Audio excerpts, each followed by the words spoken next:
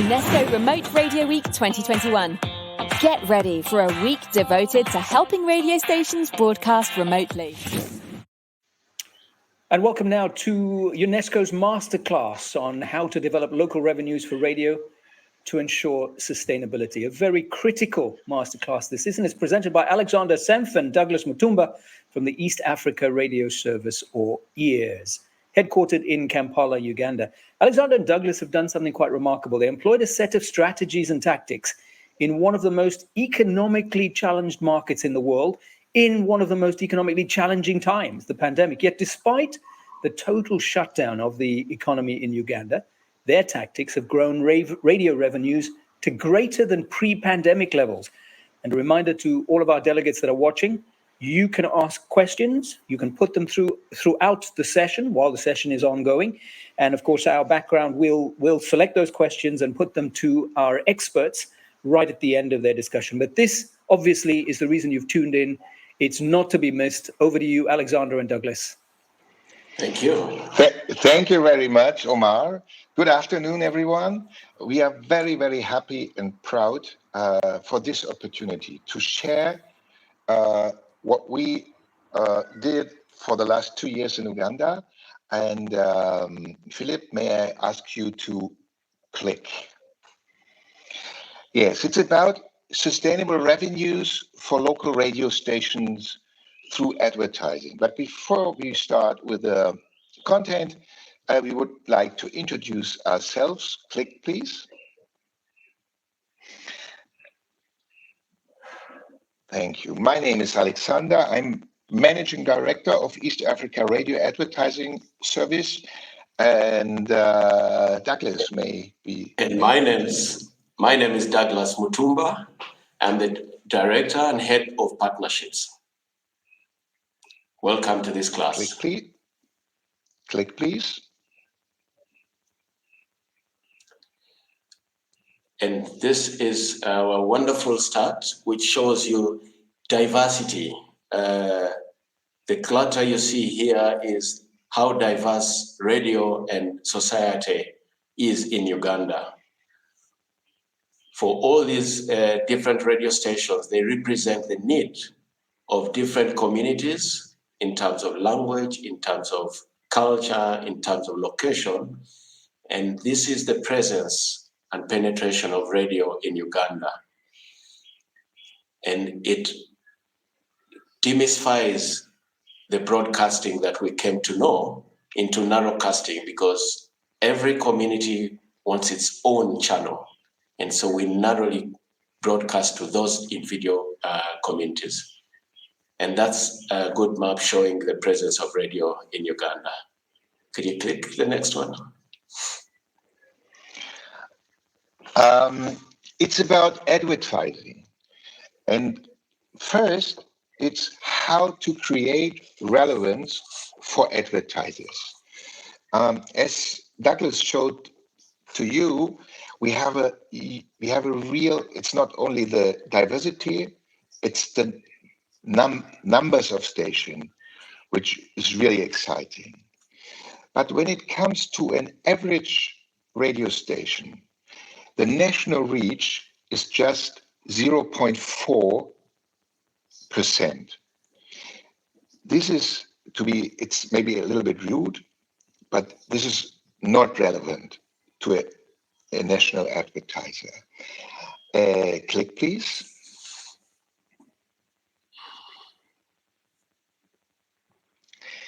But we have more than 200 stations in Uganda. If you aggregate them, the reach is increased to incredible 73%. And this is most relevant. It's most important for advertisers, because advertisers are searching for reach. 73% is, at least in Uganda, more than double of TV. And I think it's not only in Uganda. The numbers are more or less similar in many countries. And this is the most important, the aggregating of the small stations to something big.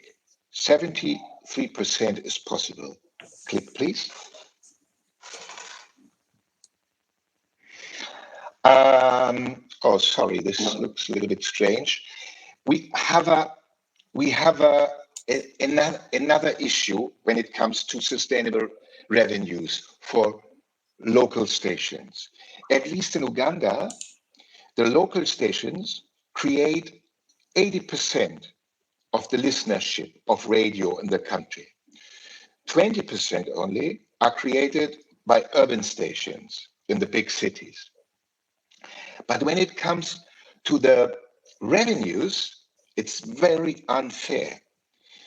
80% of the revenues created by advertisers are with the 20% of the urban stations. And the rural stations have only 20% share. And this is the second part of our mission. It's not only to increase advertising for radio stations, it is to that every single radio station has its fair share according to its reach. Next, please.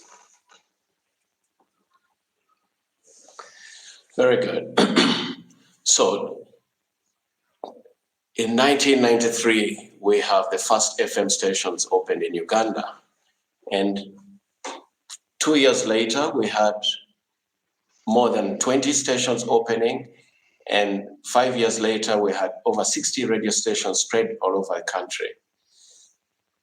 And as they increased, the demand for content, for revenue increased.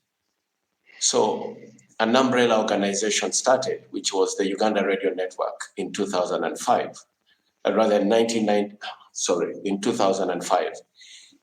And the idea behind Uganda Radio Network was to aggregate content and be able to share it across the different radio stations spread out all over the country and respond to the challenge they had in collecting content. And over the years, trained reporters and journalists, plus broadcasters. But every time we train them, they are lost. So another partner, MICT, based in Germany, the largest NGO there, was also doing the same, training and training and training. So we realized that together, Uganda Radio Network and MICT realized that training alone could not support the sustainability. So the two organizations gave birth to EARS, the profit-making organization that can respond to the revenue needs of these rural radio stations. Like from the previous submission from Alexander, to disrupt the 80% revenue that is only centered in the center. So EARS comes in to support the rural radio stations in redistributing these revenues. Next slide.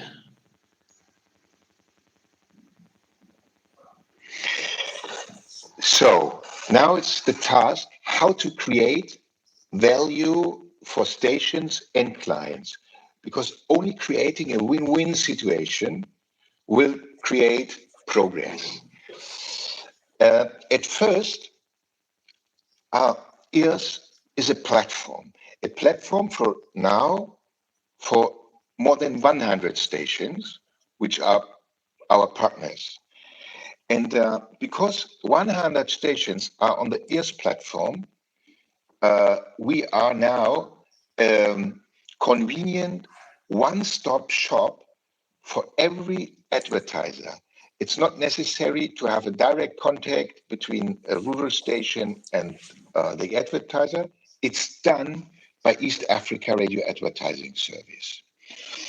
What we do is, when we receive a briefing from a client, from an advertiser, then we use facts and data. We use facts and data and our special knowledge about every single station to create the best plan. It's not only the one-stop shop, but it's the quality of the radio plan for the client. That means more impact for the same budget. Next is transparency, liability.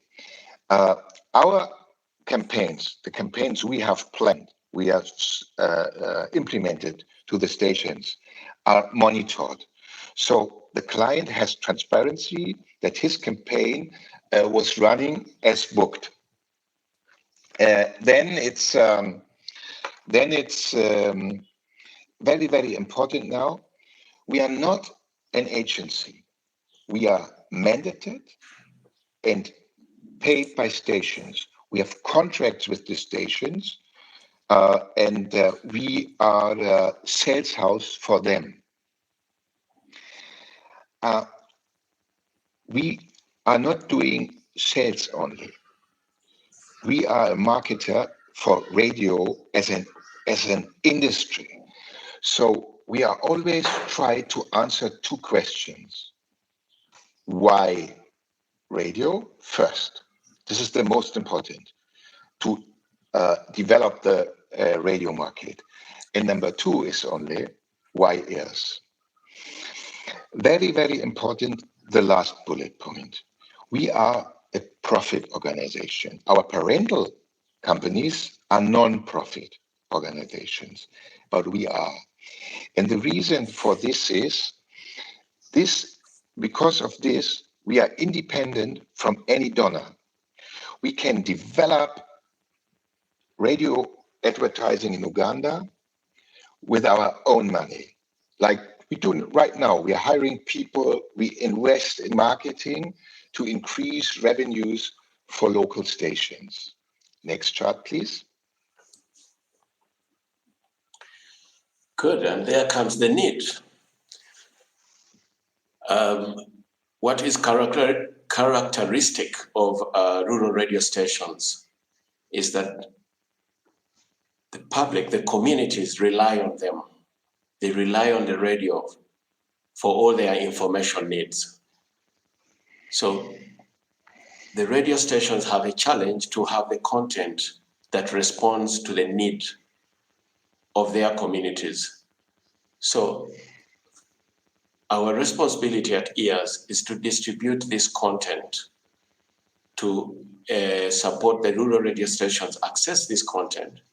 And so we partner with different organizations that have also the resources in developing content, and then we distribute this content to the radio stations. And this includes different thematic areas. It could be health, it could be education, especially during this total lockdown where schools are closed for 2 years. It is agriculture, the backbone of our country. So we support the different organizations that are custodians of this different information to take it out and using facts and data, find the right audiences that they are looking for. And these are some of the organizations that we have proudly worked with in the last 2 years. EDC, Education Development Center, who are looking at integrating child and youth development. ABT, who are supporting maternal health in the hard-reach areas. The PAL is our own product. It is a drama, 15 minutes, produced in 16 languages, including Juba Arabic, to support the 1.2 million refugees who are hosted by the Uganda community. And it is distributed across 51 radio stations every week for the last 2 years without any fail. So it's about sustaining radio station through content as well. Next slide.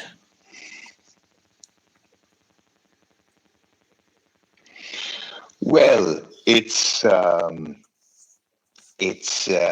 content,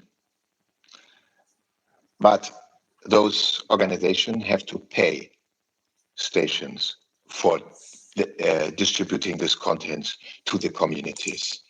And it's about incremental revenues. I don't know why the headline is cut off. It's incremental revenues.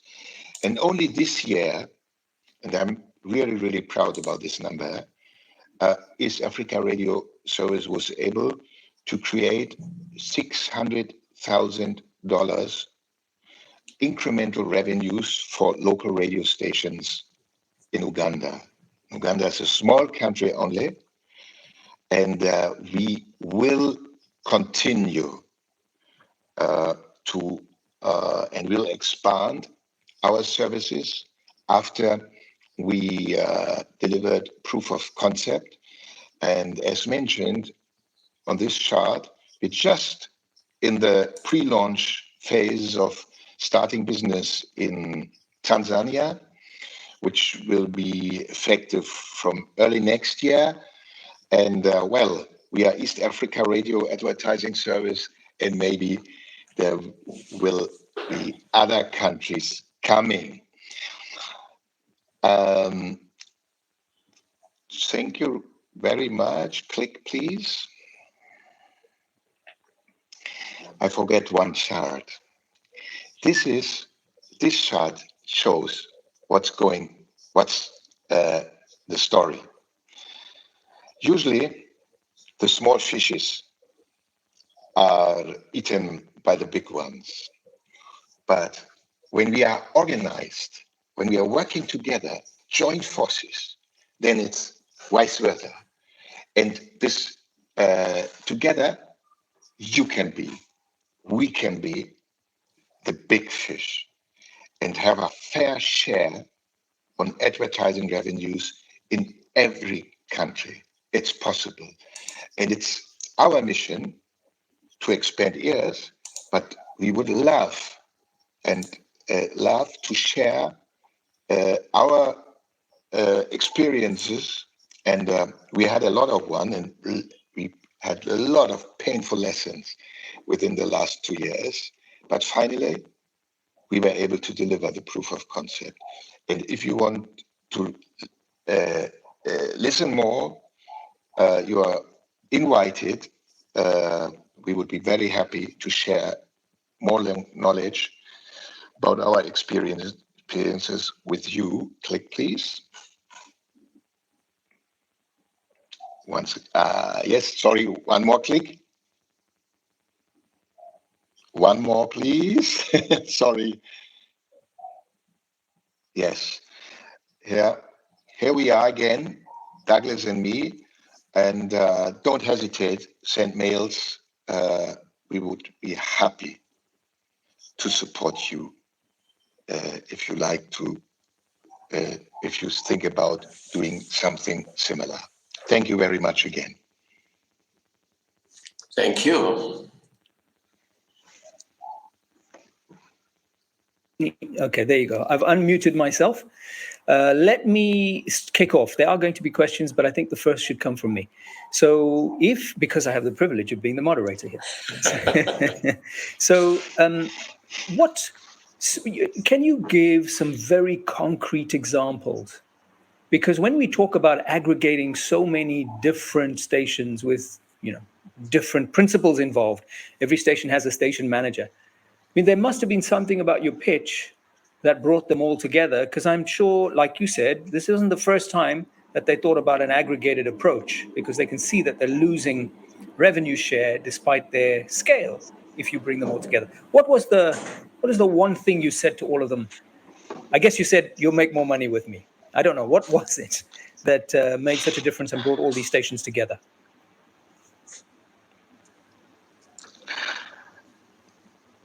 Douglas, may you? All right. Just like you saw our map of the country. So most of the economic activity, and this is not only in Uganda, is always in the city, in the capital city, which is usually hundreds of kilometers away from all these radio stations. So these radio stations have a challenge to access the markets, to access the policymakers, to access the content.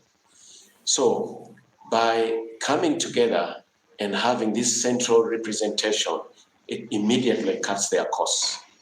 It immediately gives them access to skilled personnel who can represent them, because usually it's a challenge for them also to be able to pitch their own radio stations. Right.